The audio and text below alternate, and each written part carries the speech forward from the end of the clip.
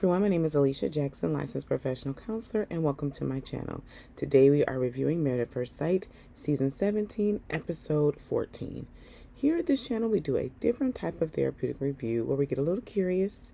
We get a little curious about what's happening internally for these couples. What is impacting how they show up for themselves and for each other. So we get to learn a little bit about relationships and potentially a little bit about ourselves. If you are returning, welcome back. Be sure to like the video and subscribe to the channel. Now let's get started. Now this review is going to be a little different because the whole episode was really about Chloe and Michael's wedding. And I have to say, we needed this. We needed this wedding. We needed this, there's people who have parts that say all things work out, right? There's a reason for everything. Maybe that's really fitting for this, as this wedding seemed to shake up a lot of things for a lot of the couples. And so we're going to talk about the couples. Normally I go each couple individually and just talk about what's happening with them, but there's not much for each couple. And like Becca and Austin, they go to visit his grandmother and we just see them on the plane and they're wishing Michael the best. And the couples are attending Michael and Chloe's wedding. I had a part of me that was not expecting for Lauren and Orion to be there. And so a lot of things happened and came up for me. But putting that aside, really wanting to get curious about what's happening for them on this wedding day. So let's jump right on in, and we're going to talk about Michael and Chloe and then insert some of the couples as we review this episode. Michael's starting off saying that he has a part of him that's really optimistic. He also has a part of him that is like seeming to be a little hyper vigilant around how her friends or family, like the looks on their faces as they're seeing him come down the aisle, or her bridesmaids and their faces. Like he has a part of him that is really trying to even protect him in that moment, because he said to his friends, like, hey, I know what it looks like when people are unsure, or I know what it feels like when somebody is not secure in their decision to get married at first sight. I know what that looks like now. And he has a fear around the fact that he knows what that looks like now, because he's like, if he sees it, he's like, I know it happened. I know this is happening right now. And so, yeah, he has a part of him that's really anxious around that and trying to see if he can kind of be ahead of the game when it comes to that. And we see that a lot in his body language when he finally enters into the building where the ceremony is being held. Chloe has stated that she's feeling things that she has never felt before, which, that's what happens when we go into new situations. We're often surprised about what feelings or thoughts come up. We're like, oh my goodness, I never thought that would happen. Even though sometimes we have a part of us that says, oh, if this happened, I would do this. Or if I were her, I would do that. Well, we don't know. We don't know when we're in new situations or when somebody else's shoes, that things that our experiences like come up and they start to inform and show out in different ways. She named herself as a recovering perfectionist. That means she has a part of her that is striving for perfection, and it is having a hard time dealing with the fact that she has relinquished control. And this situation is completely on whatever the experts have done or chosen to happen. Like, she's giving her will onto them. And so this part of her is very, it's a bit nervous, really anxious about what could happen, what could potentially happen in this situation. And we see her really kind of, her anxiety is definitely ramping up. It is showing up in her breath. Like, she said that she couldn't breathe, and really, when people say that, it's usually because they're having some tightness in their chest, or they feel like their lungs really can't expand fully because of the anxiety that they're experiencing, and they're finding it hard to breathe. She stated in her past relationships that this part of her that was driving for perfection really put her on guard, so she really couldn't be her full and authentic self, because there was this part that was trying to be the perfect Chloe, whatever it felt that looked like. And so now she's marrying a stranger. Now, Michael said this time around, he's going to be himself. He's going to lean in and be more authentic to himself and wear clothes that Michael would want to wear. So that, hey, you see Michael. And it's almost like the part of him that's concerned about his appearance and that it may drive people away has this other part of him that's saying, we're just gonna show her who Michael is from the beginning. So if she likes it, she likes it. If she doesn't, she doesn't. And he wore this like pink, it looked like it was like a pattern in, I don't know if it was a paisley pattern or some type of pattern in the fabric. This suit, and it looks really nice. That's my opinion on him. And I noticed too, even though she chose the white dress, that she wore some pink Converse. And so I noticed that, and a part of me was like, okay, this may be not as bad as we were thinking. We meaning my parts.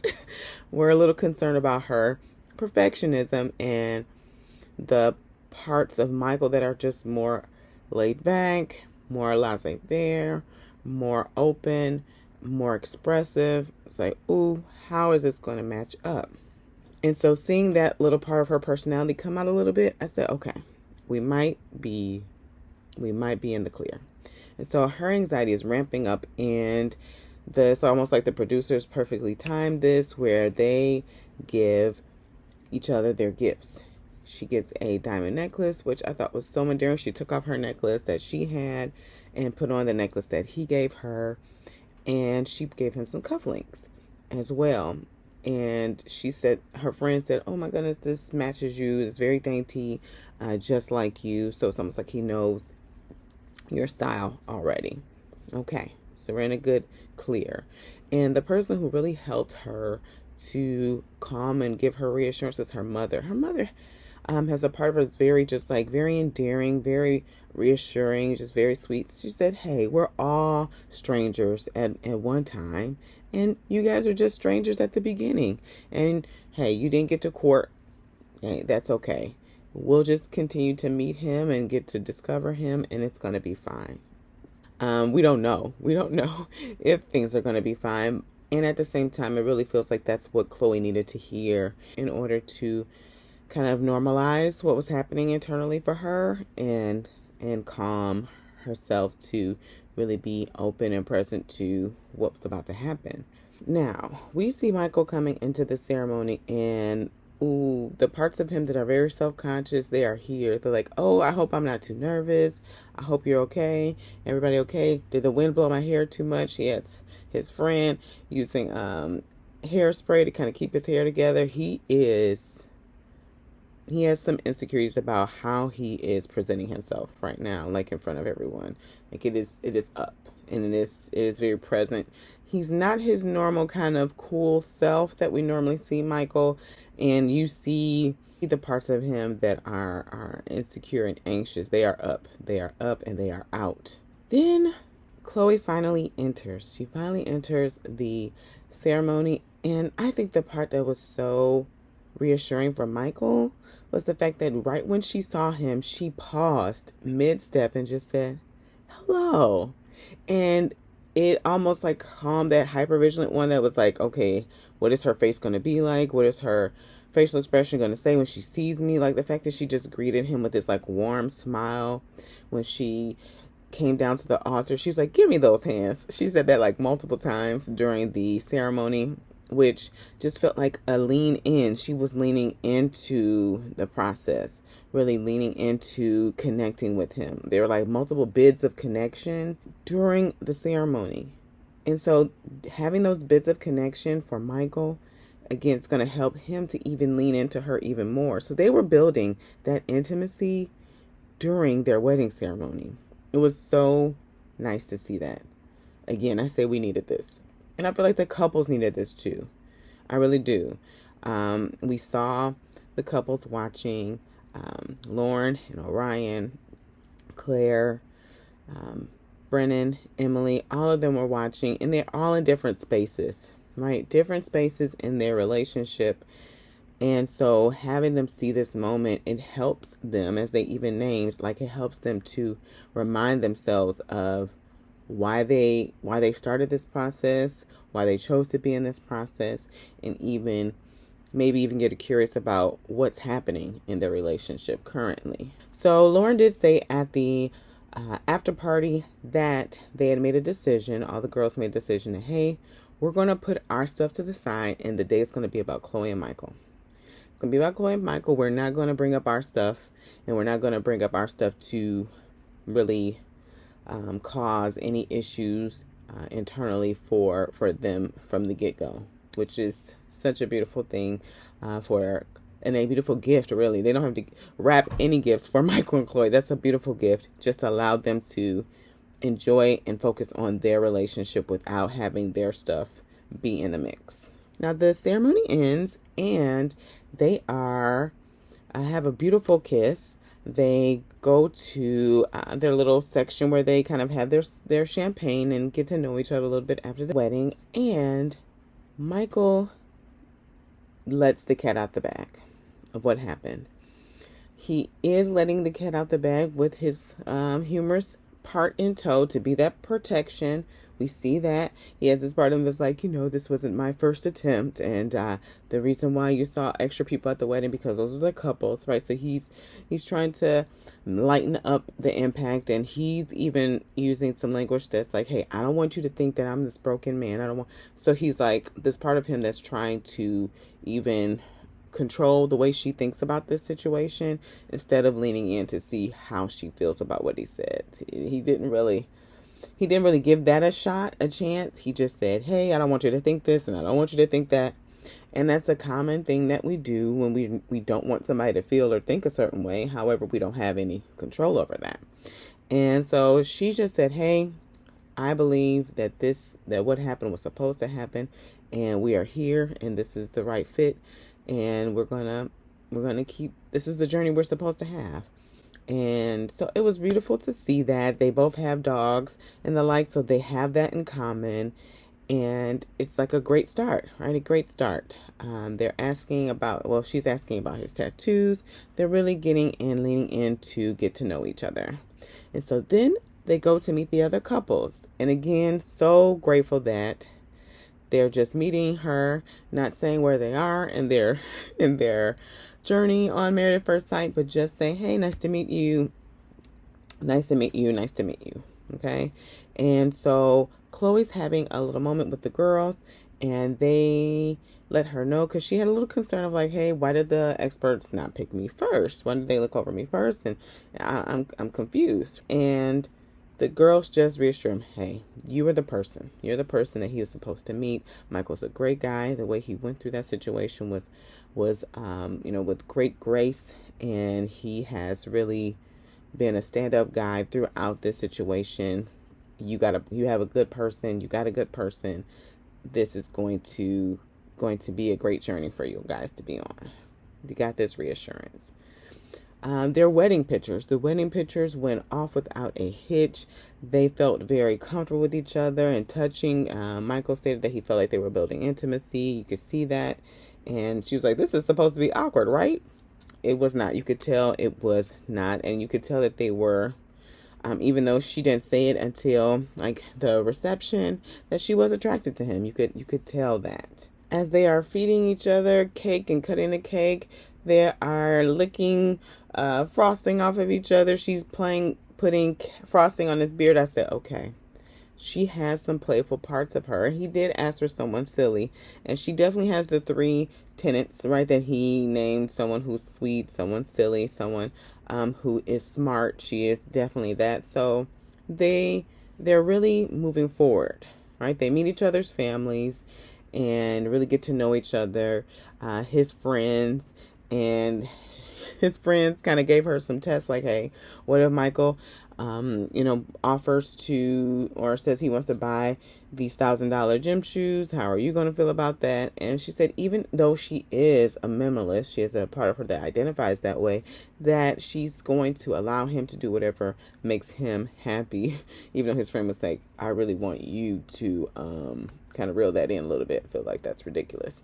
So she is leaning in. She said, yeah, I see he's got the hair shaved and the heart shaped in his head. He's got tattoos. He's got a story to tell. I'm really excited to get to know more about him. And then she looked over him. She's like, he's so handsome. I said, oh my goodness. I had parts that were gushing through this entire ceremony, I feel, just because we have been deprived. We have been deprived of love this season. It is ever so clear to my reactions throughout this episode. I said, oh, we have really been deprived of love this season. There's not much love in the room. And so it's great to see it blooming initially with Michael and Chloe. Michael meets Chloe's family. He opens up. That's a very brave thing to do. Like, he told Chloe, he didn't have to tell Chloe's family about what happened to him in the first wedding ceremony. And so he did. Her mother was a little concerned, you could tell. And her other friend, he was like leaning in, like, oh my goodness, that was so horrible. I can't believe you did that. And then they are telling him afterwards about how he handled it, how proud they were of it. They talked about children and how Chloe really wants to either foster or adopt children due to all the children that are in the foster care system. And Michael's in. And his friends were a little concerned. You could tell on their face they're a little concerned, or at least that's how it was edited. And at the same time, I wouldn't imagine that Michael would have an issue with that. He said, no matter what, he said, if I love the person, I'm in love with them, and they want to make this journey, let's take it together. I'm open to that. And so her family is just more than pleased about the fact that that is a reality for them. And they're dancing, they're having a good time. All is really well, right? So during the ceremony, we see some interactions happening with the couples, okay? Lauren and Orion, that's the first tense moment that we see where they're sitting next to each other. And Orion starts the conversation, checking in with Lauren to see how she's doing, how she's feeling, where she is with the journey that they went on. And, she said, I don't have any hard feelings towards you. I did some work with my therapist, and I realized that I had a part of me that just was triggered by this experience because I didn't feel like I was good enough in past relationships. Other people told me that. And he said, oh, and the fact that I said that you didn't have my back, that was just reinforcing that. She said, exactly. And so she said, not that I have childhood wounds, but I have some old relationship wounds that I need to attend to. I need to take care of myself. And he said, yeah, I asked my therapist about the fact of where's the stubbornness coming from? Like, why did it show up like this in my marriage? And they talked about, hey, when did you say you were going to deal with this behavior? Meaning this verbal aggression or heightened tone in conversation. When did you decide that? And he talked about when he was 5 years old, when he used to see the woman in his family being cheated on and being verbally accosted, right, by individuals in their lives. He said that, and then clarifying that, no, that's not what you were doing, Lauren. I want to make sure I say that's something I said I just wouldn't do. And it's so interesting when you think about it. He's saying at a 5-year-old, that's what he saw, that's what he said to himself, and that's to how he showed up in his marriage, like a young one, right, that said, I'm not doing this, I'm not. And there was no bend, there was no wiggle happening for him. And so I'm hoping that he will get to spend some time with that 5-year-old, get to also let him know that there's some other ways, there's some other options he can use to really help him to be able to navigate situations where there is like a heightened tone to be like, hey, this situation isn't that, right? The situations you saw your mother and your sisters or your the woman in your life go through, like the situation with Lauren was not that. And still speaking for the fact that, hey, this tone that's happening right now, I would like it if we can either take a pause and then come back. So there's ways to have different responses that have more nuance. But when we are responding from the younger part of ourselves, it tends to be more rigid. It tends to be from a very rigid space where there's like a yes or a no, and there's no wiggle room. That's when we know and we can really tell that we are really responding from a younger space, and it's for us to get curious about. Not to judge, not to criticize, but to get curious about why, because there's always a valid reason. There's always a valid reason why we're showing up in a way that may be younger, because something happened. Something happened to us. And we say to ourselves, or we have parts of us that say to ourselves that it's never going to happen again. That's what happened to Orion, and that's what happened to Lauren. that no one's ever going to say that I'm not enough. No one's ever going to talk to me in that way that I saw people talk, or men talk to my mother or sister or whoever, right, in my family that way. That's what happens. And so I'm glad that they were able to see that. Orion asked for a hug. Lauren agreed to. On the after party, Jamil Hill said that she was more of a person than she was to agree to that. But in that moment, I feel like, that was a moment of closure or potential understanding for them to really get a clarity of what was happening in their relationship. And we'll see.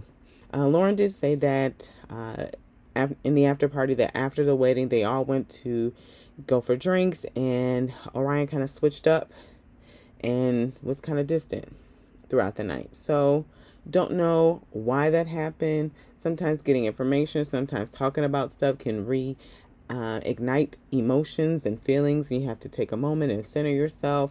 Or sometimes we don't know. We don't know why people switch up the way they do. So I'm hoping that Lauren and Orion can continue to move forward in their path of healing. We also see that Claire is at this wedding. She's talking to the girls, and she's like, it's been a little tough. It's being a little tough sitting here without Cameron. Being here without Cameron, seeing all of this, seeing why we decided to get here and do this and not have him be there. She goes to call Cameron. He doesn't answer his phone, and she leaves a message. And, Lauren tried to kind of calm her anxiety around that and said, hey, he's probably asleep. He's probably resting and recovering, and that's probably why he didn't answer the phone. Well, we don't know. Don't know why he didn't. Claire said that she feels like Cameron's definitely her person, meaning that he was meant to be in her life, and that their friendship is something that's really important to her. And I wonder if there's more there. I get the sense that there's more there.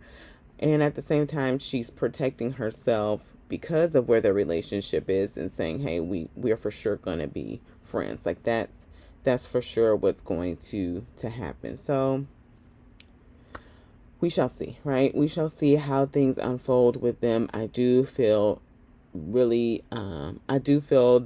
Cameron is using distance to protect himself from Claire right now, just because of his health and his emotional state, because both of those things are really closely connected for him. And so he's using distance to protect himself, even if he was resting when she called or not. I feel like that is a part of how Cameron's taking care of himself. Now, for Emily and Brennan. Oh boy. So they're both in a space where the passive aggressive communication is here. It is here, and it is how they are showing up for themselves. There's so much hurt feelings in the room between both of them, and there's so much there. And Emily's is coming out for sure. I feel like she's really just curious about Brennan being so encouraged about Michael's journey and excited about his honeymoon and all of that. So she has her hurt parts are like, what? How could that happen? How can you be excited about their honeymoon? Remember what happened on our honeymoon? And, so all of that is coming up, and she has these parts of her that are showing up. They're defending her, and they're using sarcasm and humor, and they're giving little digs, right? Because of all the hurt that's being ignited about being at this wedding, being in the venue, the fact that he didn't even realize that this was the venue that they got married. This wasn't something, even though a part of me is saying, oh, Brennan, how could you not think about the fact that this is the place you both got married? I have a part of me that's like, I don't know if that's necessarily true. And I feel like that is what's even igniting the anger and the hurt that Emily's carrying even more. And she said, well, did you tell him that, hey, it's going to go all downhill after the honeymoon, because as that's what happened for them. And he said, no, they're going to continue to flourish. And, if everything goes well, the feelings stay the same, which is a dig, because he said the feelings completely changed for him, that they're going to continue to do well on their journey. I want them to do well on their journey. And so Emily goes back to get another drink, and Brennan kind of distances himself from Emily. We all have different methods. We all have different methods of numbing our feelings. And it can be even just like a response. Like our body will say, hey, let's get another drink, or hey, let's go buy stuff, or hey, let's do something risky, or let's go eat like this deep dish pizza. Whatever the numbing tools we have internally to help and assist us to numb this pain, we'll utilize. And it seems like for Emily, it is alcohol. And she's having a good time. She said there's no funner Emily than wedding Emily. And she's dancing. She had a moment where she caused someone, it seems like, to drop their drink and cause a mess. And then Brennan is upset by this and he leaves. It seems that.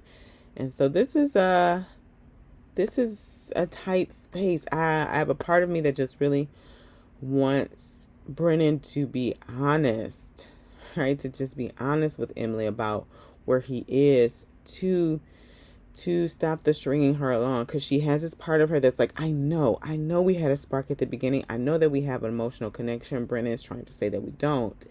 And this part of her like is maintaining that fact. And I feel like it is a truth, and it's worth, right, fighting for the fact that it is true.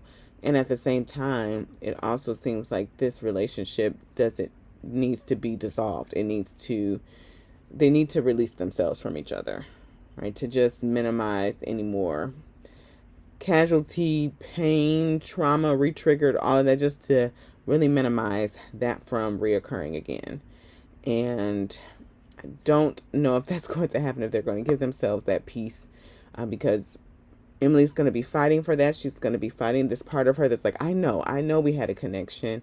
And the part of Brennan that is either trying to protect himself and his image, protect her feelings by not saying the things, even though he is causing pain by doing that. It is not a great scene. Not a great scene for either of them. And so the wedding ceremony and the reception, they end. They have the sparkler firecrackers as they're going through and headed to their honeymoon suite. He brings her into the bed. They are having a little, like, of course, the natural unbuttoned dress maps after wedding scene that they usually have. She has a part of her, of course, that is a little insecure about Michael seeing her without her makeup. She puts her eyelashes on her forehead, and she explained that a little bit, saying that she was so tired at the after party that that at the wedding she was talking about, hey, if I just go to sleep with this makeup on, I'm going to wake up with 2 eyelashes on my forehead. So that's why she came out the bathroom with the eyelashes on her forehead. At the same time, that's still showing the silly part of her, the part of her that's not like leaning in to be perfect and present herself in such a pristine way on television. So it was just happy to see, like, oh, she's really opening up and just allowing herself, right, to be a part of the process as much as possible, in this moment. They do have some flirting that happens. She talks about in her confessional that just going to bed and cuddling with him, she's getting like warm thinking about it.